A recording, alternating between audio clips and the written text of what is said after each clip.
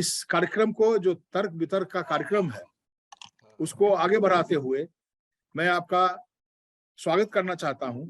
और मैं बता दूं कि आज के तर्क वितर्क के इस कार्यक्रम में हमने आमंत्रित किया है एक बहुत ही यंग और अब तो उनका अंतर्राष्ट्रीय पहचान भी बन गई है, बहुत कई जगहों में देखता हूं, टेलीविजन पर और बाकी में।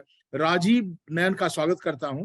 राजीव नयन दिल्ली में जो एक बहुत ही विश्व प्रसिद्ध इंस्टीट्यूशंस है, IDSA के नाम से, जिसको हम लोग स्टूडेंट्स के जमाने से जानते थे, उससे जुड़े हुए हैं। और मैं समझता हूं कई वर्षों से वो वहां पे रह रहे हैं। मतलब IDSA से ही राजीव नयन की पहचान है अभी। और जब भी आप किसी से पूछिएगा तो कहेगा अच्छा राजीव नयन IDSA में जो है। और वो बहुत किसी तरह से मैंने उनको पकड़ा है। मैं तो बहुत ही खुल के आपसे बात करना चाहता हूँ, क्योंकि ये कभी यहाँ रहते हैं, कभी बाहर रहते हैं, कभी अभी ताशकंद से लौट के आए हैं।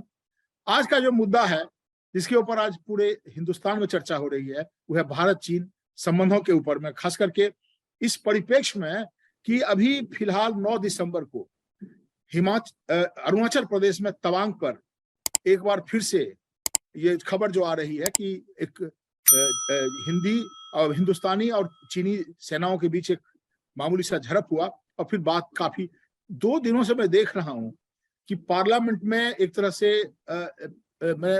से काफी हल्ला गुल्ला हो रहा है। विपक्ष की जो पार्टियां हैं, सारी पार्टियां, उसमें कोई कांग्रेसी नहीं है, सारी की सारी विपक्ष की जो पार्टियां हैं वो डिमांड कर रही सरकार से कि इस पर एक बहस हो, चर्चा हो। और सरकार शायद टेक्निकल कारण से, क्योंकि हरिवंश जी जो थे वो तो ये कह रहे थे टेक्निकल कारण से।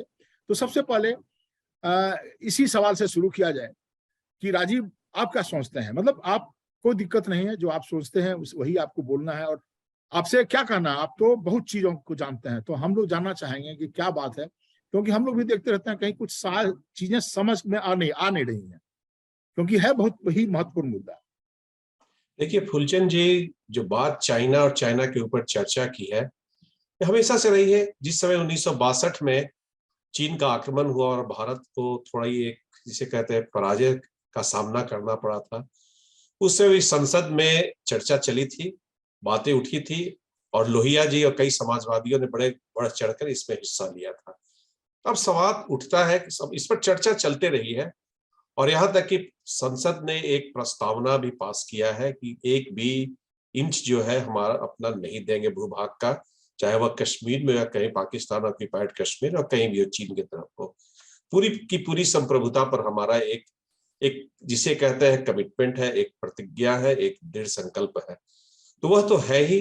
अब बात आई कि कई बार बातें अगर जब एक्शन में होती है, जब आपके लोग सैनिक वहां पर बॉर्डर पर हैं, तो या तो आप पूरी सच्चाई बता दें कि अगर संसद में चर्चा होगी तो पूरी की पूरी सच्चाई को आपका बयान करना होगा, नहीं तो संसद की अवमानना हो जाएगी अगर आप पूरी सच्चाई नहीं बताएंगे, या तो आप सच्चाई को छुपाएंगे वहां। तो दोनों स्थिति में थोड़े जचता नहीं है कि इस पर प्रतिक्रिया और चर्चा अभी के समय में किया जाए। इसके पहले जब लद्दाख में घुसे थे तो वहां पर और हमारे सैनिकों के साथ झड़प हुई थी, हमारे 20 बहादुर सैनिक वीरगति को प्राप्त हुए थे। उनके भी सैनिक वीरगति को उनके चाइना के संदर्भ से देखें तो प्राप्त हुए, या हम तो कहते हैं कि हमने उन्हें मारा। जो भाषा ही होती है, जो युद्ध की भाषा, राष्ट्रवाद की भाषा अलग अलग होती है, तो उस भाषा का हम प्रयोग करें। और अमेरिका का कुछ जो जासूसी कहे, उनका जो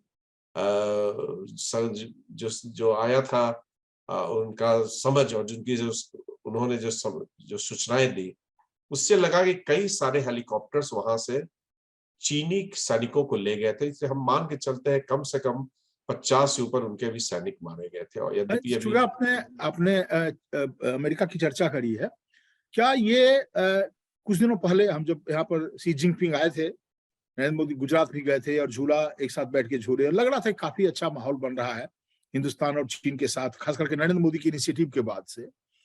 लेकिन बीच में हम जो देख रहे हैं कि अभी जो पीरियड है ये, खास करके मतलब मैं समझता हूँ जनता पार्टी के बाद से हमारे फॉरेन पॉलिसी में काफी मतलब बदलाव सा दिखाई पड़ने लगा। पहले हम लोग रसा के साथ हुआ करते थे, और जनता पार्टी के टाइम से जब अटल जी चाइना उनका विजिट हुआ था पहली दफा, और उस समय से प्रो अमेरिकन थोड़ा सा टिल्ट था हम लोगों का, और अभी तो मोदी जी के जमाने में तो काफी अमेरिका की तरफ झुका। क्या ये अमेरिका का जो हिंदुस्तान के साथ जो प्रॉक्सिमिटी बढ़ रही है, उससे कुछ चाइना असहज महसूस कर रहा है? आप पर क्या कहना चाहेंगे इस पर, नहीं इसके नहीं, ऊपर? देखिए ऐसा नहीं है। चीन एक, सबसे पहले तो ये जो समस्या काफी जटिल है, काफी शुरू से ही। शीत युद्ध के शुरुआत के दिनों में भी एक जो त्रिकोण था, सोवियत संघ, अमेरिका और चीन का अपना, उसमें भारत को कहीं ना कहीं से कमजोर रखना चाहता था, और ये चाहता था कि भारत न्यूट्रल रहे। और भारत ने न्यूट्रलिटी तो नहीं अपनाया, लेकिन हाँ, नॉन अलाइड मूवमेंट, जिसे कि निर्गुट बनना स्वीकार किया, और उससे दोनों देशों के साथ उसने कभी भी संबंध खराब नहीं किए। हाँ, यह माना जाता था कि ये थोड़ा सा सोवियत संघ की तरफ झुका हुआ है। समय बदला, शीत युद्ध समाप्त हुआ, अमेरिका एक समय तक, भले ही हम कहें या ना कहें कि यूनिपोलर वर्ल्ड का एक, जिसको कहते पोल था, उसको नहीं भी माने हम, भले कहते हैं पोलियार्की, मल्टीपोलर सिस्टम, लेकिन एक मजबूत अमेरिका स्तंभ था। जो सोवियत संघ का जो सक्सेसर स्टेट था, जिसने इसे वहां पर अपनाया, वह था रूस, जो कि उतना मजबूत शुरू के दिनों में नहीं रहा। और उस समय चीन और अमेरिका के साथ बड़ा ही अनोखा संबंध बना, जो 1960 के दशक से शुरुआत हुई। और बहुत सारी जो अमेरिका की जो आधुनिकताएं हैं, फोर मॉडर्नाइजेशन, जिसे चतुर आधुनिकीकरण कहते हैं, उस सब में योगदान अमेरिका और पाश्चात्य देशों के तकनीकी का रहा। 1978 में मशहूर ग्रीन लाइन के अंदर उन्हें अति आधुनिक जो हथियार, तकनीक कहेंगे, हथियार भी कहेंगे, सब उपलब्ध हुए। उस समय तक भारत को हमेशा से सैंक्शंस पर रखा गया। बातें बदली, वो तो उनका राष्ट्र रहा, लेकिन जब चीन एक सशक्त राष्ट्र के रूप में उभरा, वह एक शक्तिशाली, जिसे कहते हैं राष्ट्र, न केवल इकोनॉमिक या क्षेत्र में रहा, लेकिन और अपने उसने आधुनिकीकरण हथियारों का भी जबरदस्त रूप से किया। 1964 में वह एक परमाणु संपन्न राष्ट्र भी बन गया, पहला हम जिसे एशिया राष्ट्र बना। उसने अपने हथियारों का कभी भी जखीरा किसी को बताया नहीं। उसके चलते बाकी राष्ट्र को भी परमाणु कितने हथियार हो नहीं बताने के लिए उसने छोड़ दिया। और इधर स्पेस से लेकर हर क्षेत्र में वह काफी उसने अपनी आधुनिकीकरण की। तो निश्चित ही भारत को इस तरह की समस्याओं को, जब बढ़ते हुए जो चीन का दबदबा था, और वो काफी आक्रामक होता चला गया। कोरोना के समय जब, जहां से कई लोग मानते हैं, अभी भी इस पर चर्चा चल रही है कि कोरोना की शुरुआत तो चीन से हुई थी, वुहान लैब को। एक अब बात करेंगे अगर अनऑफिशियली, तो हर कोई कहेगा कि हाँ, वो वुहान लैब से ही निकला है। लेकिन चलिए, प्रूव नहीं हो ये पाया, बात ये साबित नहीं हो पाया कहीं भी। नहीं, वो मतलब तो देखिए, उसके पाया। दबदबे के चलते कोई भी WHO से लेकर कोई भी वहां भेजा नहीं इंस्पेक्टर। और जो बायोलॉजिकल वेपन्स कन्वेंशन की कुछ भी संगतियां हैं, चलो उस पर बाद में चर्चा हो सकती है, उसके नहीं, चलते लेकिन कोई भी जो इंस्पेक्शन। उसकी जो दबंगई की बात आप कर रहे हैं, हाँ, उसी ये अभी चलते एक एक पूरा का पूरा जो विश्व था, एक साथ आना शुरू किया, एक प्लेटफॉर्म पर आना शुरू किया, भले ही वह चीन का नाम नहीं ले। और जब कोरोना के समय पूरी दुनिया कोरोना से लड़ाई की बात सोच रही थी, उस समय चीन सारे अपने पड़ोसी राष्ट्रों को परेशान कर रहा था, उन्हें डिस्टेबलाइज कर रहा था। केवल भारत ही नहीं, भारत में भी देखिए, लद्दाख में 2020 में घुसता है, जब हम पूरी तरह से परेशान हैं।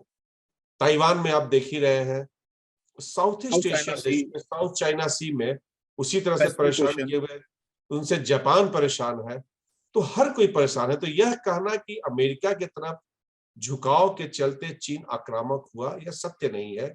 चीन आक्रामक हो गया, जिसके चलते बाकी राष्ट्र चर्चा करेंगे ही। अब देखिए, हमारी सैन्य क्षमता है, ऐसा नहीं है, लेकिन चीन का मुकाबला करने के लिए हर लोग एक साथ आ रहा है, चाहे साउथ ईस्ट एशियन देश हो, एक चीज क्वाड बन। बताइए आप। अभी चीन के ऊपर एक अभी जो बहुत चर्चित पुस्तक आई श्याम शरण की, how China seize India and the world, और उसमें जो उन्होंने डिमोलिश किया उसके काफी सारे जो चाइनीज आउटलुक को, कि वो अपने को मिडिल किंगडम समझता है और ये है। और इतिहास में चीन की तरह हिंदुस्तान भी रहा एक जमाने में, काफी ताकतवर रहा है। तो वो जो उसका जो ख्वाब है हम दुनिया में वन चाइना पॉलिसी जो है उसका और चाहता है कि अमेरिका को रिप्लेस, कई लोग हैं जो इस बात को मान रहे हैं। और उनका जो कंक्लूजन यही है कि आने वाले फ्यूचर में चीन को ऐसा नहीं है कि चीन सबसे ज्यादा ताकतवर होगा, मल्टी पोलर स्थिति रहेगी। और यूरोप में भी बहुत सारे, जैसे जर्मनी काफी ताकतवर हो रहा है, हिंदुस्तान भी है। तो क्या चाइना का जो ये जो मेंटेलिटी है, चाइनीज माइंडसेट जिसको कहते हैं कि हम अतीत में भी मेरा मिडिल किंगडम रहा, ये सब लोग तुम हमारे अधीन हो, ये आपके नजर में ये कितना मतलब लॉजिकल है? देखिए या अभी इससे कितना? जी श्याम शरण ने भी बात की, साथ साथ लिखा भी है। अभी विजय गोखले ने भी कार्नेगी से उसी तरह का लिखा है, चाइनाज इंडियाज पॉलिसी। अभी चर्चा चल रही है, निश्चित ही सब कोई उसका अध्ययन कर रहा है कि क्या है वैसे चाइना में जिसके चलते वह लोगों को परेशान करना शुरू किया है। तो इसमें कई बातें आती हैं।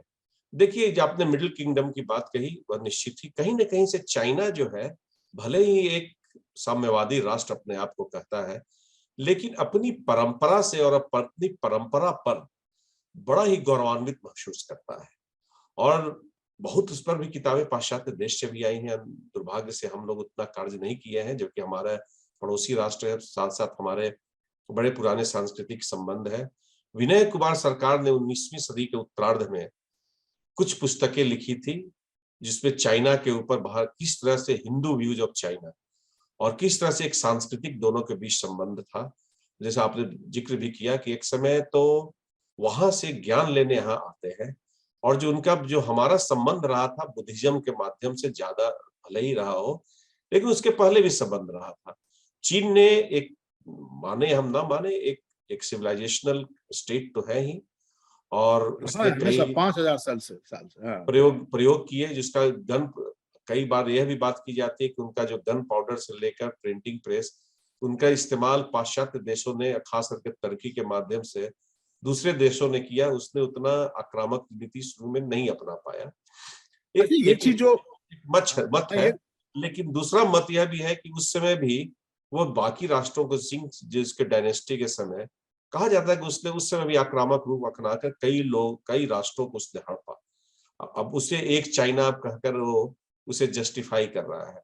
एक चाइना कई राष्ट्र है, जिसे कि वह एक चाइना के नाम लेता है। साथ साथ ताइवान भी कहता है कि भाई वो तो खुला आइलैंड था, जो ताइवान जिसे स्ट्रेट कहते हैं, वहां पर साउथ ईस्ट एशिया और पैसिफिक आइलैंड से भी आके लोग बसे। तो केवल हान चाइनीज ही तो नहीं बसे थे, बाकी कुछ साउथ चाइना से लोग जाकर वहां पर बसे थे। तो एक बड़ा ही मिक्स है, तो इसलिए उसको चाइना कहना भी थोड़ी सी अतिशयोक्ति होगी। साथ साथ तिब्बत को उसने जिस तरह से हड़पा, तिब्बत कभी भी चीन का अंग नहीं रहा था, चिंग डायनेस्टी छोड़कर। तो ऐसे ऐसे आप कई, जैसे शिनजियांग का भी क्षेत्र है, वहां भी टर्किश लुकिंग जो लोग आप पाएंगे, उनकी भी नेशनलिटीज अलग है। वहां भी पूरा हनाइजेशन जिसे कहते हैं किया है चीन ने। तो एक चीन एक वित्त है, और उसकी जो नेशनलिटीज, जो विभिन्न जो वहां के राष्ट्र है, अगर हम उसे नहीं समझेंगे और उन्हें हम नहीं मानेंगे, तो चीन इसी तरह से एक चाइना करते रहता है। और भारत को अब थोड़ा सा खुलकर बोलना चाहिए कि अगर हमारी जो पॉलिसी है, खास करके इस रिजिम में, भाई बराबर ब्रह्मचलानी इस बात को बोलता है कि अब हमको एग्रेसिव एटीट्यूड लेना पड़ेगा। बार बार वो उसका वही रहता है थीसिस।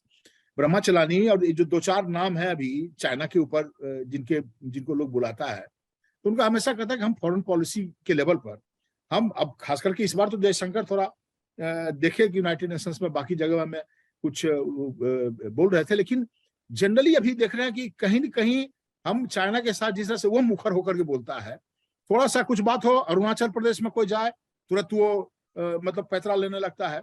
और पाकिस्तान को और बाकी हमारे चारों तरफ जो उसने जो घेराबंदी कर रखा है, नेपाल, सब जगह एक एक जगह, श्रीलंका, और सब जगह घेराबंदी करके और उसको उकसाते रहता है। तो ये जो चीज है उसका चीन का, तो क्या अभी जरूरत नहीं? हमको तो लगता है कहीं ना कहीं कि वो साइकोलॉजिकली चाहता है कि वो गोल पोस्ट चेंज करके, भाई ताइवान पे अगर हम उसकी ताकत तो हम तब जानते कि जब ताइवान पे वो आई थी नैन्सी पॉलिसी, वो आक्रमण कर देता। कहाँ कर पाया आक्रमण, सिर्फ पैसा लेते रहा। तो हमको तो डराने का कोशिश करता। आप ज्यादा जानते हैं, हम लोग तो एक लेमैन है, आप इस पर आपका क्या कहना है? नहीं, देखिए, देखिए अगर मैं जो बोल रहा हूँ, चीन और भारत संबंध बड़ा जटिलताओं से भरा हुआ है। ऐसा नहीं है, 1962 का एक घाव हमारे दिल में था, हमारे मन मस्तिष्क में रहा, और वह काफी लोगों को डराता था। एकदम। लेकिन याद अगर इतिहास को हम ठीक से हमने प्रस्तुत भी नहीं किया है। उसके तुरंत बाद नाथुला में भारतीय सेना ने चीनी सेना को परास्त भी किया, लेकिन इतिहासकारों ने उस पर एक आधी पुस्तक लिखी गई है, और आप पाएंगे कि आर्म्ड फोर्सेस के या सिक्योरिटी के कुछ सेमिनार्स में इसकी चर्चा होती है। सरकार खुलकर हमारी, अभी जिसको कहते हैं, एक पुरानी कहावत है, history let history not be mystery.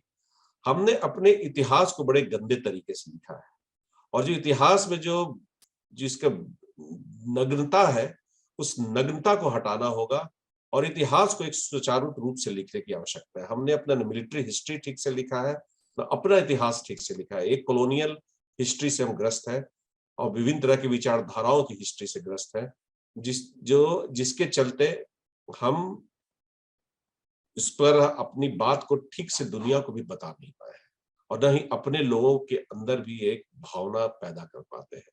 अब बात आई एक नीति की, क्या भारत को आक्रामक होना चाहिए? मैं कहता हूं कि नहीं, आक्रामक होने की कोई आवश्यकता नहीं। क्यों आक्रामक हम होंगे? लेकिन हमारे ऊपर आक्रमण जब होगा, तब हम जवाब उस तो देंगे आक्रमण ना। को निरस्त करेंगे, और हम उस समय जमकर उसका सामना करेंगे, उन्हें करारा जवाब देंगे। अब देखिए मोदी की नई नीति का, जिसका कि हमें निश्चित ही मैं तो उसकी प्रशंसा करूंगा। दोकलम हुआ, आंख में आंख डालकर हमने चीन से बात की, पहली बार हुआ। उसमें दो बातें थी। एक तो कि मोदी की जो नई विदेश नीति जिसने आविष्कार किया, कि छोटे राष्ट्रों के ऊपर, छोटे देशों को हम एक सुरक्षा की भावना और सुरक्षा का वातावरण बनाएंगे, और उसी वातावरण से भूटान के लिए वो लड़ाई लड़ी गई थी। लड़ाई अगर नहीं कहें तो हम उसके लिए एक हमने कदम उठाया था, और हमने एक पोजीशन लिया था। चीन को पीछे हटना पड़ा। हमने लद्दाख में भी शांति से नहीं रहे। हम कहे कि नहीं भाई, आप अगर आओगे तो हमारी सेनाएं भी आएगी। ठीक है, हम हमेशा से जो भी अंतर्राष्ट्रीय कानून का हस्ताक्षर करते हैं या उस पर संधि पर हस्ताक्षर करते हैं, उसको मानते हैं। तो हमने चीन के ऊपर जो भी संधि की थी, लाइन ऑफ एक्चुअल कंट्रोल के ऊपर हो, या वहां पर किसी भी तरह का आग्नेय शस्त्र का उपयोग नहीं किया जाएगा, हमने माना। चीन ने भी माना। लेकिन एक अलग तरीके से आक्रामक नीति उसने अपनाया, जो आग्नेय शस्त्र का भले प्रयोग न करे, लेकिन बाकी उसने हथियारों का प्रयोग किया। तो हमने उसका जवाब दिया, लेकिन हमने उस समय भी, अगर उसने आक्रमण किया तभी हमने आक्रमण किया, हम आक्रामक नहीं हुए। ये दूसरी बात हुई। तीसरी, जो अभी आप अरुणाचल प्रदेश की भी बात जो चल रही है, उसमें हम भी अंदर तो हम नहीं घुसे, अंदर वो घुसे, हमने उनको खदेड़ा। उसके पहले भी जब वो आए, हम उनको खदेड़ देते हैं। हम तो उनके भूभाग पर कभी भी कब्जा करने का न सोचते हैं, लेकिन जो भूभाग हमारा है हम उसे नहीं छोड़ेंगे। यह नीति खुलकर अब हमने बोलना शुरू किया है। लेकिन मैं मानता हूं आपकी बात को, कुछ नीति पर हमें और प्रखर होने की आवश्यकता प्रखर है। होने की जरूरत है। नहीं, एक चीज से देखिए कि जब पाकिस्तान की बात होती है तो हम थोड़ा बढ़ चढ़ कर बोलने लगते हैं, लेकिन चीन के, और देखिए इसमें मेरा कोई पॉलिटिक्स और किसी तरह का साइड लेने की जरूरत नहीं है। मैं सिर्फ बहुत देखिए 1962 का जो युद्ध हुआ है, तो हमको तो याद है, हम बच्चे थे, और हमारे घर से होकर के हमारे गांव से जो रोड है, नेशनल हाईवे, वहां से वो मिलिट्री की गाड़ी जाती थी, हम लोग छोटे उसको सैल्यूट देते थे। तो वो जो साइकोलॉजिकल प्रेशर है ना 62 का, जो हम लोग जो जो दंश है, वो तो हमको याद है, और वो साइकोलॉजिकल प्रेशर है, इसके हम लोग सब कहीं न कहीं ग्रसित हैं। चीन के नाम से, जबकि हम तो जो चीज हम लोग पढ़ रहे हैं, आप जानते हैं कि हम मेरी ये जो 5000 का जो सिविलाइजेशन है, ग्रेट सिविलाइजेशन, चीन हो या हिंदुस्तान हो, हम भी उससे कई मामले में, कई जमाने में काफी आगे रहे हैं। तो हमको उसे डरने क्या जरूरत है कहीं पर? हाँ, जो उसने किया है, अपना कद बढ़ा है, उसको तो हम एक्सेप्ट करना पड़ेगा। और उसी संदर्भ में जो मैं एक दो टेक्निकल चीज आपसे जानने की कोशिश करूंगा, और उसके तो आपको तो ज्यादा जानकारी है। जहां तक मिलिट्री का स्ट्रेंथ का सवाल है, चाइना का, कई जगह कहा जा रहा है कि एयरफोर्स में वो तो अमेरिका से भी ज्यादा ताकतवर हो रहा है, और टेक्नोलॉजी में जो स्पेस और आर्टिफिशियल इंटेलिजेंस, इस समय तो खैर आगे निकल गया है। क्या डिफेंस के लेवल पे जो अगर युद्ध की संभावना, ऐसा युद्ध का तो संभावना ये लगता है भले है, मुझे नहीं लगता कहीं होगा, लेकिन क्या अगर हिंदुस्तान को ये दिन, बुरे दिन देखने पड़ेंगे तो 62 वाली स्थिति तो नहीं होनी चाहिए। इस पर आप क्या कहेंगे? ये देखिए, सबसे पहले तो मैं जो आपने आर्टिफिशियल इंटेलिजेंस वगैरह की बात सेंसर से की, जिसे इमर्जिंग टेक्नोलॉजी कहता है, उसने इन्वेस्ट किया है काफी, लेकिन मैं उस पर भी आऊंगा। वो बहुत ही अपना अच्छा सवाल उठाया है कि उस, जैसा मैंने थोड़ी देर पहले कहा था इसके पहले के सेगमेंट में, कि आज के दिन में चीन जो भी अपनी ताकत, खास करके सैन्य ताकत, बाकी भी जो तकनीकी ताकत को हासिल किया है, वह उसमें कहीं ना कहीं से यूरोप और अमेरिका का जबरदस्त योगदान रहा है। अब क्या हुआ है, जब से ट्रंप के आने के बाद से अभी हाल में जो उसने अमेरिका ने कई कानून बनाए हैं, दोनों वहां पर एक बायलैटरल एक कंसेंसस हो गया है कि चीन की ताकत को कमजोर करना है। और जो सेमीकंडक्टर जिस पर कि आज के दिन में सारे हमारी जीवन टिकी हुई है, हथियार भी उसी पर टिके हुए हैं, उसको डिनाई करने के लिए ट्रंप के समय से अमेरिका ने एक बड़ा ही निरंतर प्रयास किया है। और देखिए, अभी 90 से ऊपर जो हाईटेक, हाई एंड जिसे कहते हैं सेमीकंडक्टर, वहां ताइवान में बनता है। और एक कंपनी है ताइवान का, सेमीकंडक्टर कॉरपोरेशन लिमिटेड जो है, जो ताइवानी सेमीकंडक्टर कॉरपोरेशन लिमिटेड, 50% दुनिया को सप्लाई वही करता है। आप उससे अंदाजा लग सकते हैं कि आज के दिन में जब टेक्नोलॉजी डिनाइल हुआ, अभी कानून जो अमेरिका का पास हुआ है, तो उससे अमेरिका में पूरी की पूरी खलबली हो गई है। और सॉरी, चीन में उसके कई, चीन और रूस में कई हथियार नहीं बन पाएंगे। एक समय जब ड्रोन मारा था, किसी ने गिराया था रूस का, तो उसमें सबसे ज्यादा पाश्चात्य के तकनीक लगे हुए थे। तो इसमें काफी आगे ताइवान है, और ताइवान से वह झंझट लेकर, और बाकी जिसने शुरुआत उसी ने की, रेयर अर्थ मटेरियल को डिनाई करने की कोशिश किया, तो उसके बाद से सारा हुआ कि देखिए ये तो बर्बाद करना चाहता है। और जिस तरह से उसने प्रारंभ किया कि अपना एक्सेस कैपिटल से बाहर किया, यूरोपियन और पाश्चात्य कंपनियों को खरीदने की कोशिश की, तो सब सजा हुआ। हमने भी कानून बना दिया। एक तो बात रह गई आधुनिक तकनीकी का, उसमें अमेरिका के ऊपर पीछे पड़ के लोग उसको टेक्नोलॉजी डिनाई कर, जिस समय की समय हम भुगते थे। और हमारे भी बहुत सारे हथियार के प्रोजेक्ट्स जो थे डीआरडीओ के, काफी पीछे पड़ गए थे। आज के दिन में चीन को उसी तरह का एक इंटरडिपेंडेंट वर्ल्ड में इसी का सामना करना पड़ा। रह गई यह बात, आपने बात की वायु क्षमता की, हमारी सैन्य क्षमता की। देखिए, वायु सेना हमारी उनसे कहीं भी कम नहीं है, उनसे थोड़ा ज्यादा ही है। हमारे पास राफेल आ जाने से, मिराज उसके पहले, हमारे पास दोनों हथियार है। पाश्चात्य देश के भी हथियार है, रूस के भी हथियार है, सुखोई जैसे। उनके पास भी क्या है, सुखोई है। साथ साथ वो अपना जो जे सीरीज का वेपन्स बना रहे हैं, हमारा भी तेजस बन के तैयार है। और हमारा राफेल उनसे कहीं ज्यादा अच्छा है। हमारे जो हेलीकॉप्टर्स है, जो अपाची और कई हेलीकॉप्टर्स हमने लाया है, वो हमारे हाई एल्टीट्यूड के लिए इतने उपयोगी है, उनके पास कुछ नहीं है। तो देखिए, वायु सेना में अमेरिका से तो खैर टकरा ही नहीं सकते, उनकी तो औकात ही नहीं है, हमसे वो नहीं टकरा सकते हैं। जहां तक बात आती है नौसेना की, उसमें सांख्यिकी रूप से वो काफी आगे है, नो, इसमें कोई शक नहीं। हमसे 1:4 के रेशियो में आगे बढ़े हुए हैं, और अमेरिका से भी संख्यात्मक रूप से वो आगे है। यह एक सच्चाई है। लेकिन इसमें दो बातें हैं। पहली बातें, संख्या आंकड़े तो ठीक है, लेकिन गुणात्मक क्या है? पहली चीज यह है, क्या उनका रिलायबल है? इधर उन्होंने अपना फ्रिगेट्स, सबमरीन्स अपना अच्छा बनाकर निकाला, उसमें अमेरिकी और यूरोपीय योगदान भी काफी रहा है, लेकिन बनाया।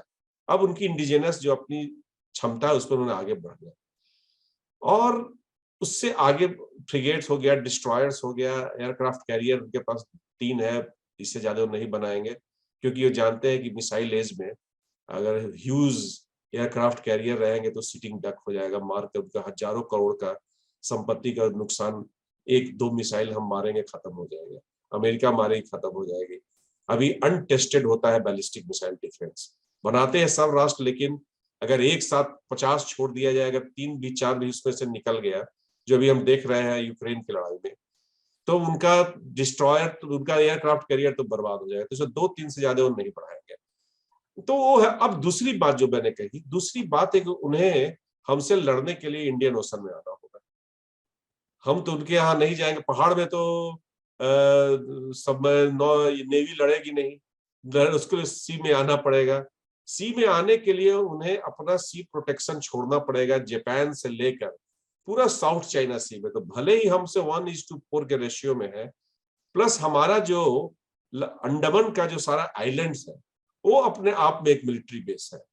तो भले ही हमारी संख्या कम हो, 16 हमारी हो सबमरीन की, उनकी 70-80 हो, लेकिन हम उन्हें थल नौसेना में भी करारा जवाब देंगे।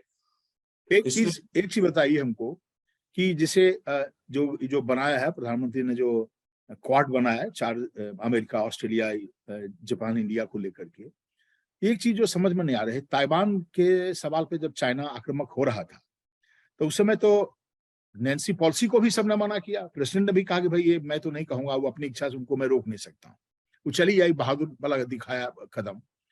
क्या अगर ऐसी स्थिति बनती है तो हम अमेरिका पे ज्यादा भरोसा कर सकते हैं? मैंने क्राइसिस के टाइम में, क्राइसिस, मेरा कहने का मतलब ये है कि आपको 71 का वार तो याद होगा, जब बांग्लादेश अलग हुआ था उस समय हम लोग सोवियत यूनियन के साथ नजदीकी हम लोग की ज्यादा थी। तो मैं 7th बेरा जो भेजा था अमेरिका ने पहले, तो बड़ा हड़कंप मच गया था, हमको एकदम याद है, इंदिरा गांधी प्रधानमंत्री थी। तो उसके एवज में रशिया ने अपना वो बेरा भेजा, तो जाकर के मामला न्यूट्रल, वो कुछ उसी तरह से की जिसे वो जो पुराने जमाने में कहते हैं ना कि न्यूक्लियर डिसास्टर होते होते बचा था 62 में, तो क्यूबा के सवाल पे।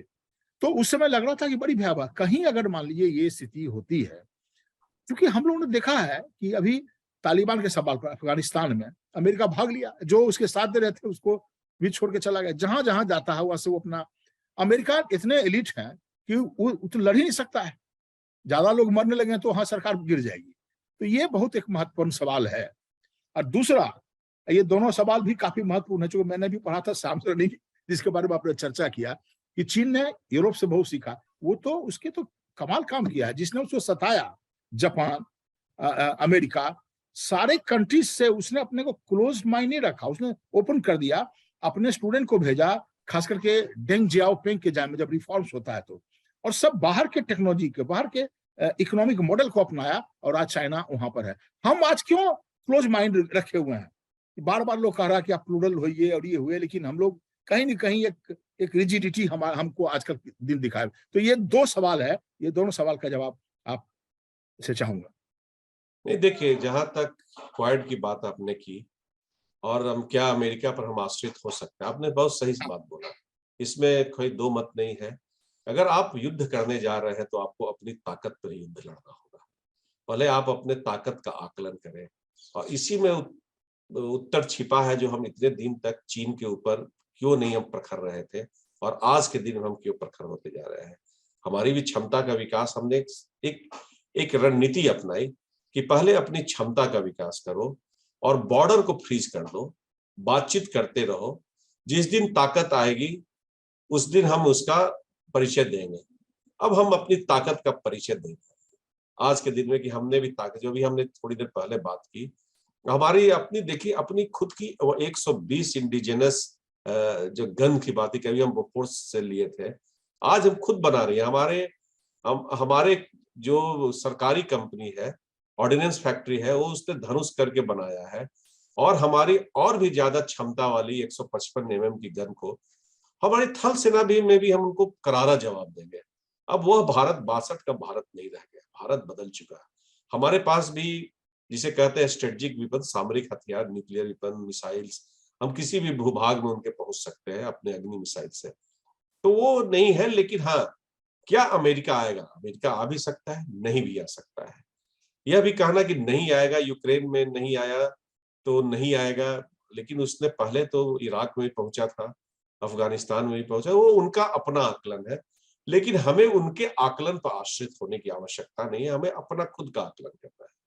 तो हम उसी पर हम करेंगे, और हम आज के दिन में सक्षम है कि चीन से हम चीन को हम करारा जवाब दे सके। दूसरी बात आपने कही कि हम बाहर के लोगों पर क्यों नहीं आश्रित होते, ऐसा नहीं है।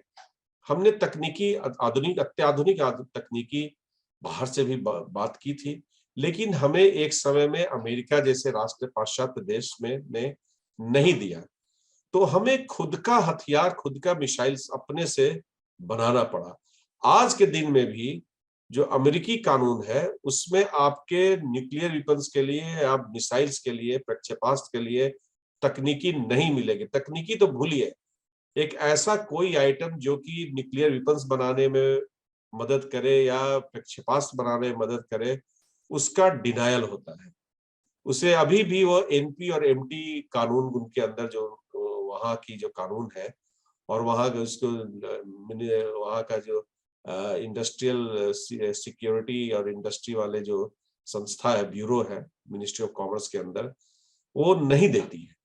तो हमें वहां आप मजबूरी थी कि हम बनाना पड़ा और हमने दिखाया। आप जाइए हैदराबाद में तो आपको गली गली, मोहल्ले मोहल्ले में एक कॉटेज इंडस्ट्री की तरह मिसाइल टेक्नोलॉजी बनाने वाले कंपनीज और फैक्ट्रीज मिल जाएंगी। तो हमने अपनी क्षमता का अपना प्रादुर्भाव किया, बनाया, मिसाइल खुद के बदौलत बनाया। लेकिन ऐसा नहीं कि अभी देखिए प्रधानमंत्री, अभी आपने आर्टिफिशियल इंटेलिजेंस की बात की थी, उसके अलायंस में उसमें ज्यादातर पाश्चात्य देश है, उसमें शामिल है। क्वाड का भी अगर आप सारा देखिएगा कम्युनिके और ज्वाइंट स्टेटमेंट्स देखेंगे, उसमें पूरा इमर्जिंग टेक्नोलॉजी जिसकी हम बात करते हैं उसमें हम सहयोग की बात कर रहे हैं। लेकिन जहां तक सामरिक हथियार है, उसके लिए आपको अपनी क्षमता बनानी होगी, आपको अपना कैपेसिटी बिल्डिंग करना होगा। ऐसा कोई राष्ट्र नहीं हो सकता है जो कि बिना अपना हथियार बनाए हुए दूसरे के हथियार पर युद्ध करे। क्योंकि जब युद्ध का समय आएगा तो आपको एक छोटा किल भी नहीं मिलेगा और आपका हथियार बंद हो जाएगा। अगर जो किल देगा वह आपसे मनमाना दाम वसूलेगा। तो इसलिए एक स्ट्रेटेजिकली ये है, एक चिंतन है कि आपकी अपनी इंडिजिनस कैपेबिलिटी की टेक्नोलॉजीज में, की क्षेत्र में उसमें रहनी चाहिए। छोटे मोटे आप कर सकते हैं, बातचीत लाया जा सकता है जिससे कि इकोनोमाइज करने के लिए आधुनिक हथियार तकनीकी लिप फ्रॉगिंग जिसे हम कहते हैं कि आप लिप फ्रॉगिंग कीजिए, लेकिन आपकी धरातल, आपका बेस काफी मजबूत होना चाहिए, नहीं तो आप बुरी तरीके से गिर जाएंगे। जैसे चाइना या किसी और देश से युद्ध की जब बात होगी तो खाली डिफेंस के मतलब टेक्नोलॉजी से और सैनिकों से तो ही नहीं लड़ा जाता है, क्योंकि एक युद्ध में काफी खर्चा होता है। जहां तक इकोनॉमी का सवाल है तो आज हमसे 5 गुना शक्तिशाली है, मतलब वो हमेशा इसको क्लेम करता है, उसके डिप्लोमेट्स, और जब भी कुछ बात होती कहता है आपसे 5 गुना ज्यादा मेरा इकोनॉमी बढ़ा है। और उसने तो टोटल रेवोल्यूशन लाकर रख दिया। मतलब जो जब से वहां पे इकोनॉमिक रिफॉर्म शुरू हुआ 1978 ऑनवर्ड, कहते हैं कि 300 मिलियन पीपल को उसने बिलो पॉवर्टी लाइन से ऊपर कर दिया। और पूरा पूरा का पूरा चाइना जो लोग गए हैं, हम तो गए नहीं कभी, लेकिन जो हम लोग सुनते थे बीजिंग ओलंपिक में जो लोग गए थे वो बता रहे थे कि आप सोच नहीं सकते वो चाइना क्या है। तो पूरा का पूरा चीन जो 3 सशक्त मतलब स्टेट्समैन वहां पे हुए, माओ तो ने उसको तो सबसे पहले खड़ा किया, फिर डेंग जियाओपिंग, और अब जाकर के ये शी जिनपिंग। तो ये तो काफी जो इसका जो मतलब स्टेचर जो ले रहा है वो काफी बढ़ चढ़ के बात बोल रहा है, चाइना ड्रीम और क्या क्या जो बात है। तो इकोनॉमी के, और खास करके जो जहां तक ट्रेड का सवाल है, इकोनॉमी में तो काफी हमसे आगे है, बल्कि वो तो अमेरिका के साथ मुकाबला कर रहा है। तो वार को खाली हम आइसोलेट करके नहीं देख सकते, हमको इकोनॉमी में कैसे उसका हम मुकाबला कर सकते हैं। नहीं देखिए, मतलब हम सबसे पहली बात है कि जो आप चाइनीज ड्रीम्स का है वो कभी बिका ही नहीं। अमेरिकन ड्रीम्स तो बिक गया, लेकिन चाइनीज ड्रीम्स कोई नहीं खरीदने वाला। आज के दिन में कोई चाइनीज ड्रीम्स खरीदता है, नहीं करता है। अमेरिकन ड्रीम्स हम सब देखते हैं, हमारे घर हमारा घर पूरा में। का पूरा, राजीव सुनिए, पूरा का पूरा जो मेरा मार्केट है चाइनीज गुड्स से भरा पड़ा है। तैयार सीआईआई का रहो रिपोर्ट ना, में बता रहा हूँ 80% फेक गुड्स चाइना का है।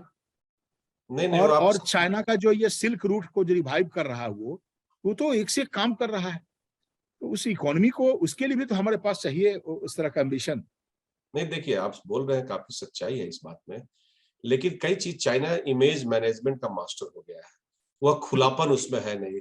आज के दिन में कोई भी विदेश से आएगा, हमारे गांव में, हमारे गली में, हमारे पोखरा से लेके तालाब में डुबकी लगा सकता है। लेकिन चाइना अपना एक शोकेस सिटीज रखे हुए, जो लोग ओलंपिक में गए थे उस शोकेस शोकेस्ड प्लेसेस पे ही गए थे। उनका इंटीरियर में रहते रहते वहां पर युद्ध होते रहता है, वहां बीजिंग में इतना रहे सिर्फ, हाँ। सप्रेशन है। वहां देखिए आंकड़े और चाइना की सूचनाओं पर बहुत ज्यादा भरोसा करने की आवश्यकता नहीं है। अभी जो हो रहा है वहां पर कोरोना का फिर से रिवाइवल, वो इसी का प्रतीक है कि जिस तरह से उसने सूचनाओं को दबाया, वो एक प्रस्तुत किया कि वो पूरा इतनी जल्दी काबू नियंत्रण पा लिया कोरोना का, दुनिया संघर्ष कर रही है और वो कोरोना पर जीत हासिल कर लिया। आज के दिन में वो भर कर आ रहा है जो सच्चाई को जो दबाया उसका। उसी तरह से उनकी इकोनॉमी को भी जो आप बता रहे हैं, आज के दिन में अब भारत का हर कोई कह रहा है कि भारत का जो दर है, आर्थिक प्रगति का दर, चीन से पहली बार, हो सकता है 22 में शुरू हुआ हो, कहीं यह शुरुआत ना हो जाए, क्योंकि उसका जो एक्सपोर्ट ओरिएंटेड इकोनॉमी था, वह अभी के जो कांग्रेस हुई थी उसमें उसने काफी बदलाव लाया है।